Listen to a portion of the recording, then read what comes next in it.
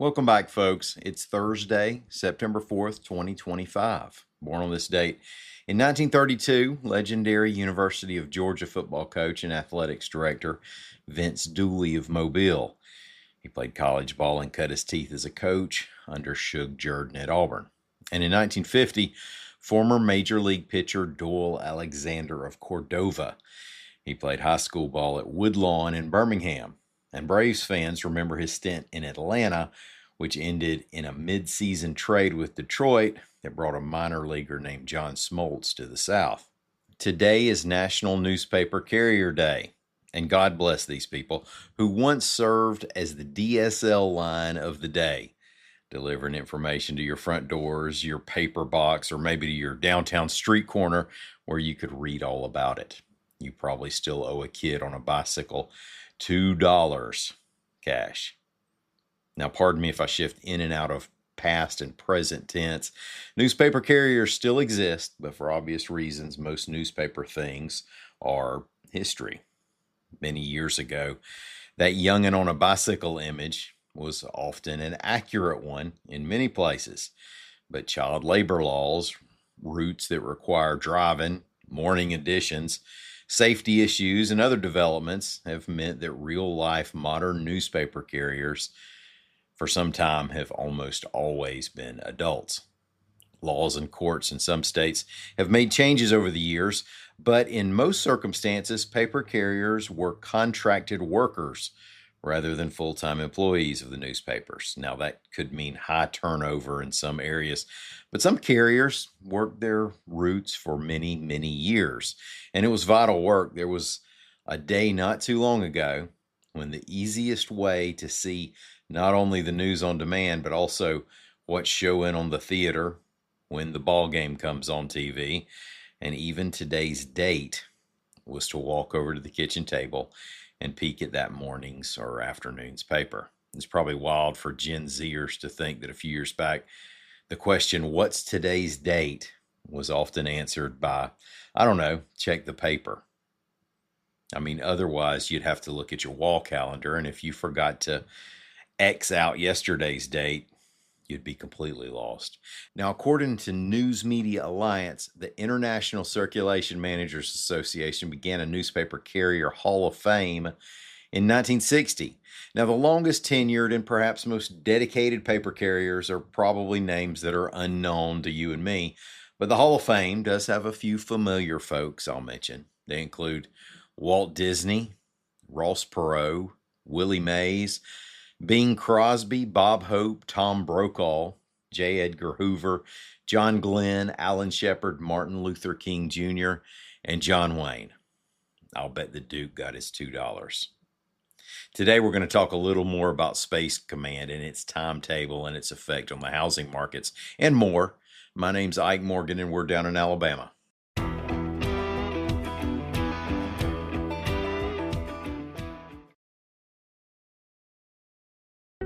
This episode is brought to you by LifeLock. When you visit the doctor, you probably hand over your insurance, your ID, and contact details. It's just one of the many places that has your personal info. And if any of them accidentally expose it, you could be at risk for identity theft. LifeLock monitors millions of data points a second. If you become a victim, they'll fix it, guaranteed, or your money back. Save up to 40% your first year at lifelock.com/podcast. Terms apply.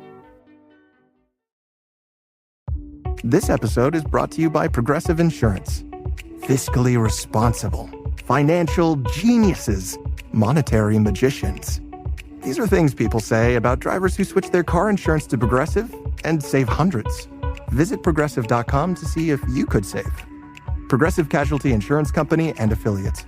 Potential savings will vary, not available in all states or situations.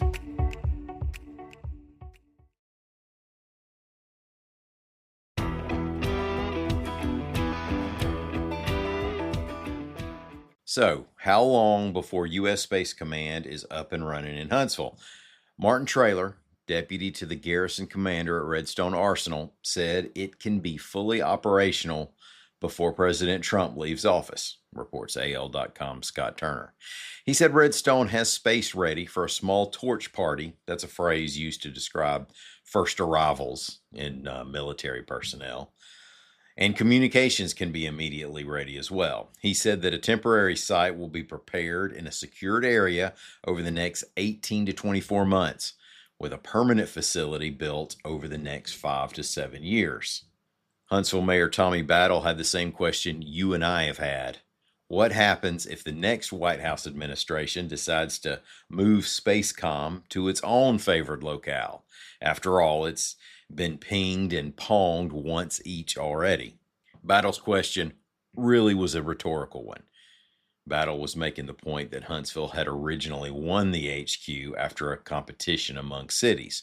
Traylor obviously couldn't speak for the next administration, but he spoke to the effectiveness of the location, particularly the synergy among the presences of NASA, the FBI, and the Missile Defense Agency. Now, about those jobs that are coming. Battle said Spacecom will directly bring 1,400 jobs over 5 years.